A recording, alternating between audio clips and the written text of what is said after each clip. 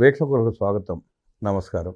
జగన్మోహన్ రెడ్డి ఇటీవల ప్రెస్ మీట్లో మాట్లాడుతూ, ఇటీవల ఏముంది గత కాలం నుంచి కూడా ప్రెస్ మీట్లో మాట్లాడుతూ, మనం చేసినవి చెప్పుకోలేకపోయాం, అందుకే ఓడిపోయాం, చేసినవి చెప్పుకుంటే బాగుండేది అంటూ ఆయన ప్రతి సందర్భంలోనూ దాన్ని ఉటంకిస్తూ వస్తూ ఉన్నారు. ఆయన ఏం చేశాడు, ఎందుకు చెప్పుకోలేకపోయాడు, ఆయనతో పాటు ఆ పార్టీ నాయకులు కూడా తాము చేసిన కార్యక్రమాలు ఎందుకు ప్రజలకి బహిరంగంగా చెప్పుకోలేకపోయారు, అడిగి తెలుసుకునే ప్రయత్నం చేద్దాం. వివరించడానికి, విశ్లేషించడానికి మనతో పాటు ఉన్నారు ప్రముఖ ఆర్థిక, రాజకీయ, సామాజిక విశ్లేషకులు కొత్త రవీంద్ర బాబు గారు. వారిని అడిగి మరిన్ని విశేషాలు తెలుసుకుందాం. సార్ నమస్తే. నమస్తే.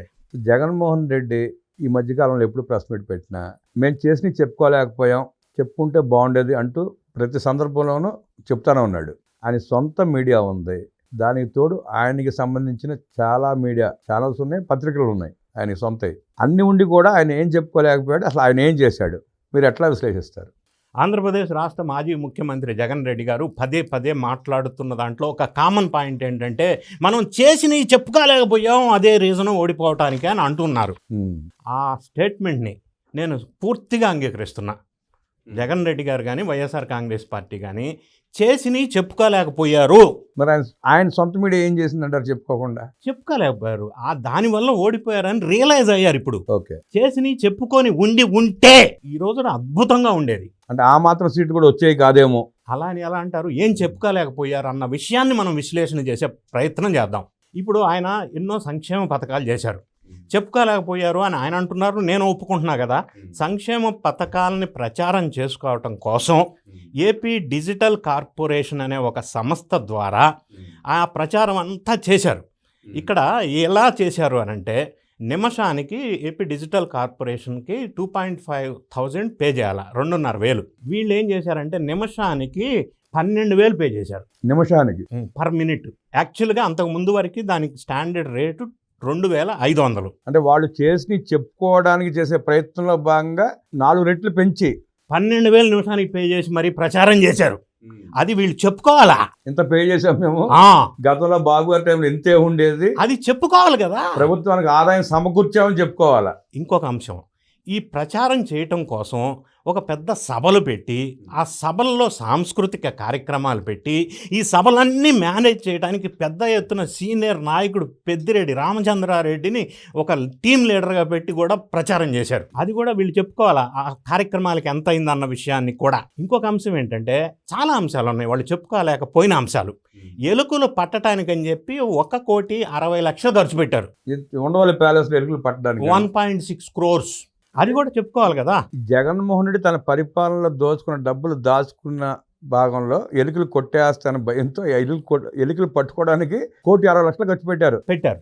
అది చెప్పుకోలేకపోయారు, ప్రజలు చెప్పుకోలేకపోయారు. తాడేపల్లి ప్యాలెస్ ఉంది, అది గవర్నమెంట్ అసెట్ ప్రాపర్టీ కాదు, జగన్ రెడ్డి గారి పర్సనల్ ప్యాలెస్. ఆ ప్యాలెస్కి జగన్ రెడ్డి గారు ముఖ్యమంత్రిగా ఉన్న కాలంలో వ్యూ కట్టర్ అని 30 ఫీట్ల అడుగులో ఒక పెద్ద ఫెన్సింగ్ వేశారు, కంచె. అంటే లోపల వాళ్ళు బయటికి కనపడదు, బయట వాళ్ళు లోపలికి కనపడకూడదు.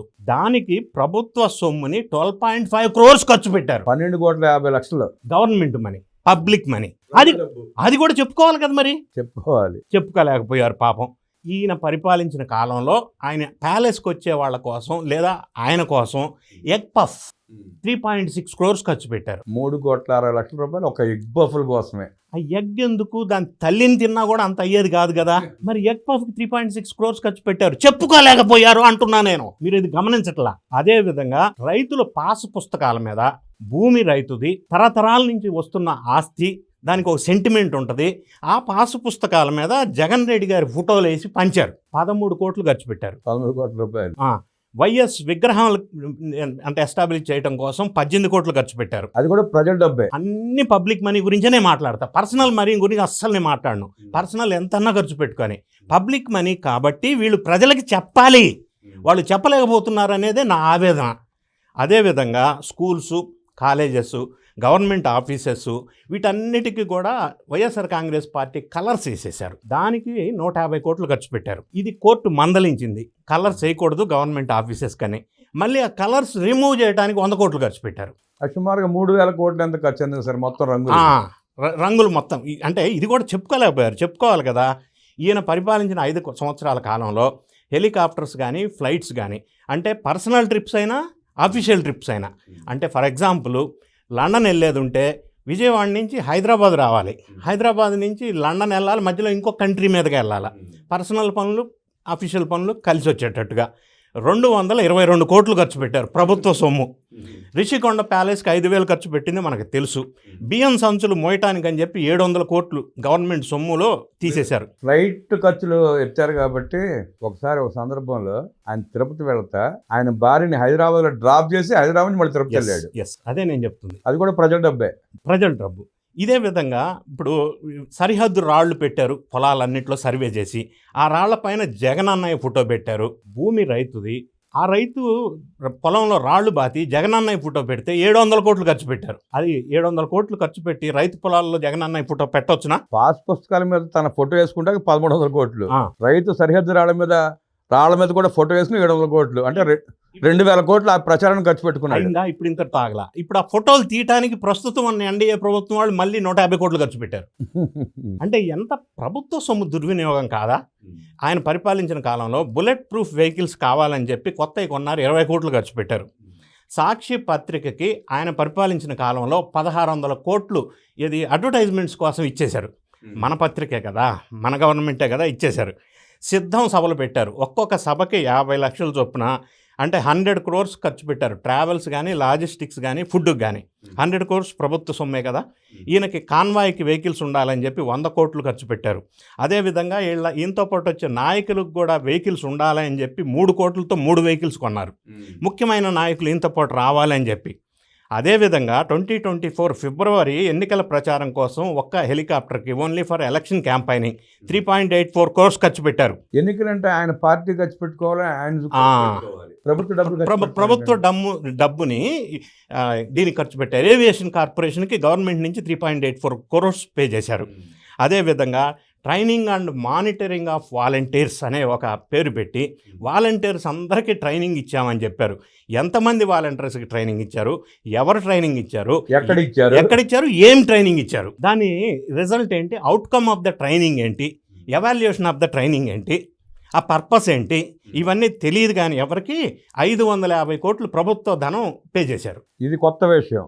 మరి ఎవరికి తెలియదు, అసలు వాలంటీర్కి కూడా తెలియదు వాళ్ళకి ట్రైనింగ్ ఇచ్చారని. ఆయన కూడా చెప్పుకోలేకపోతే ఎంత ఖర్చు పెట్టామని చెప్పుకోవాలి కదా. 550 కోట్లు ఆ ఇచ్చిన సంస్థ ఎవరు, ఆ సంస్థ క్రెడిబిలిటీ ఏంది, ట్రైనింగ్ ఇచ్చిన వాళ్ళు ఎవరు, ఏ కంటెంట్ ట్రైనింగ్ ఇచ్చారు, వాలంటీర్కి కూడా తెలియదు. 550 కోట్లు ఖర్చు పెట్టారు. అదేవిధంగా సివిల్ సప్లై డిపార్ట్మెంట్లో ఈ మొబైల్ డిస్పెన్సింగ్ యూనిట్స్ వెహికల్స్ కొన్నారు, 9,600 వెహికల్స్. అందులో రేటు ఎక్సెస్ పే చేసి 1,600 కోట్లు ఎక్సెస్ పే చేశారు. ఆ 1,600 కోట్లు ఎవరు జేబులోకి వెళ్ళి ఎవరు లూటీ చేశారు. అదేవిధంగా కన్సల్టెంట్స్, అడ్వైజర్స్, భారతదేశంలో ఏ రాష్ట్రానికి లేనంత కన్సల్టెంట్ని, అడ్వైజర్స్ని పెట్టారు. అంటే 1,200 మంది కన్సల్టెంట్, 75 మంది అడ్వైజర్స్ని పెట్టారు. వాళ్ళకి 3,000 కోట్లు పే చేశారు. అంటే ఈ రకంగా ప్రభుత్వ సొమ్ముని, పబ్లిక్ మనీని, గవర్నమెంట్ మనీని వాళ్ళు పరిపాలించిన కాలంలో విచ్చలవిడిగా ఖర్చు పెట్టారు. ఈ ఖర్చు పెట్టిన అంశాలు, వీళ్ళు చేసిన పనులు జగన్ రెడ్డి గారు, వైఎస్ఆర్ కాంగ్రెస్ పార్టీ వాళ్ళు ప్రజలకి చెప్పుకోవటంలో ఫెయిల్ అయ్యారు. ఇవన్నీ చెప్పుకునేది చెప్పుకొని ఉంటే ఇంకా ఫలితాలు వేరే రకంగా ఉండేవి అని జగన్ రెడ్డి గారు మాట్లాడిన మాటల్ని నేను సమర్థిస్తూ ఇవన్నీ చెప్పుకోవాల్సింది అనేది నా అభిప్రాయం. అంటే మరి 1,600 కోట్ల రూపాయలు తీసుకున్న సాక్షి కూడా ఎందుకు చెప్పలేకపోయిందంటారు? ఇవన్నీ చెప్పుకోవాలి, ఒకటి కాదు కదా. ఇప్పుడు నేను ప్రస్తావించిన అంశాలన్నీ వీళ్ళు ఎప్పటికప్పుడు ప్రజలకు తెలియజేసి ఉంటే ఫలితాలు ఖచ్చితంగా జగన్ రెడ్డి గారు చెప్పినట్టుగా ఫలితాలు వేరే రకంగా ఉండేవి. అంటే మీరు చెప్పిన లెక్కల ప్రకారం సుమారుగా 25-30 కోట్ల రూపాయలు వృధాగానే ఖర్చు పెట్టి కూడా చెప్పుకోలేకపోయారు. వాళ్ళు అనేది అదే, చెప్పుకోలేకపోయామని. ఇవన్నీ ఇప్పటి నుంచి అయినా గ్రహించి ప్రజలకు చెప్పుకుంటే ఫలితాలు మళ్ళీ వేరే రకంగా ఉంటాయి అనే వాస్తవాన్ని వాళ్ళు కూడా గ్రహించాలా. జగన్మోహన్ రెడ్డి చెబుతున్నట్టు ఆయన చేసిన మంచి కార్యక్రమాలు చెప్పుకోలేకపోయినవి ఇవే. కనీసం ఇవన్నీ ఇప్పటి నుంచి అయినా చెప్పుకోగలిగితే ఆ పులివెందులలో కూడా డిపాజిట్ రాకుండా కోల్పోయే పరిస్థితి వస్తుందంటే విశ్లేషించిన రవీంద్రబాబు గారికి ధన్యవాదాలు తెలియజేస్తే నమస్కారం.